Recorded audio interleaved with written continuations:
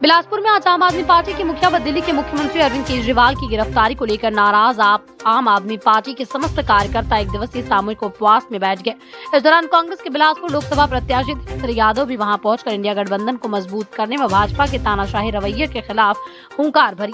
देवेंद्र यादव ने कहा कि भाजपा व केंद्र सरकार के द्वारा लगातार विपक्ष को खत्म करने की साजिश की जा रही। विपक्षी नेताओं को लगातार झूठे केस में फंसाकर जेल में बंद कर दिया जा रहा है। सरकारी एजेंसियों की लगातार दुरुपयोग मोदी सरकार के द्वारा किया जा रहा है। ऐसे में अब वक्त आ गया है कि हम सभी इंडिया गठबंधन के लोगों को एक होकर भाजपा से लड़ना चाहिए और इस लोकसभा चुनाव में इंडिया गठबंधन की सरकार देश में बनानी होगी।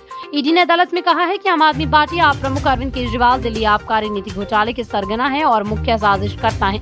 ईडी ने अपनी रिमांड एप्लीकेशन में कहा है कि अरविंद केजरीवाल कुछ व्यक्तियों को लाभ पहुंचाने की साजिश में शामिल थे और इस लाभ के बदले शराब व्यवसायियों से रिश्वत की मांग की। एजेंसी ने कहा कि आम आदमी पार्टी ने गोवा विधानसभा चुनाव में अपराध की आय का इस्तेमाल किया, जिसमें केजरीवाल मुख्य निर्णायक करता थे। अब इस पर कोर्ट का क्या फैसला होगा, ये देखने वाली बात होगी। बिलासपुर से अमित पाटले की रिपोर्ट।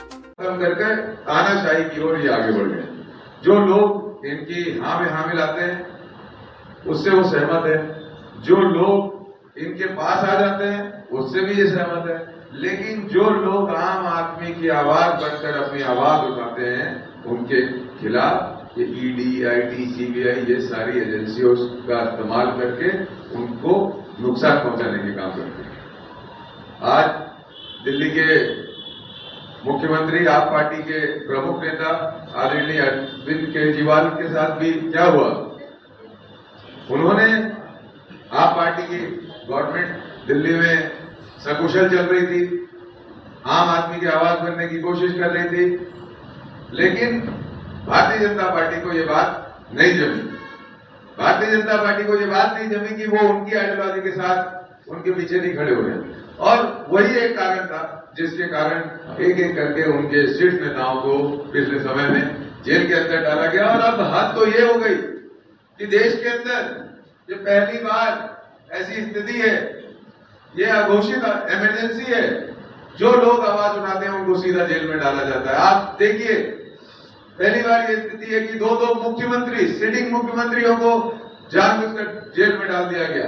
आप हेमंत सोरेन साहब का देख लीजिए झारखंड में, या अरविंद केजरीवाल जी का देख लीजिए, और ये कारण क्या है, वो आदिवासियों की आवाज बनकर हेमंत सोरेन झारखंड में काम कर रहे थे, वो इनकी तानाशाही रवैये को पे सहमति नहीं दे रहे थे।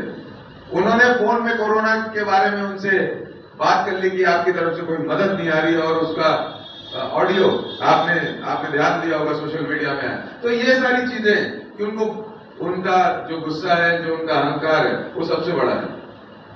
जो सामाजिक न्याय की बात हो या संविधान की बात हो या हमारे मौलिक अधिकारों की बात हो, हमारे मौलिक अधिकार हमें समानता से एक दूसरे को देखने, एक दूसरे के साथ रहने और एक दूसरे के साथ काम करने के, और हमारी वैचारिक दृष्टिकोण को खुले रूप से प्रदर्शित करने का अधिकार देती है।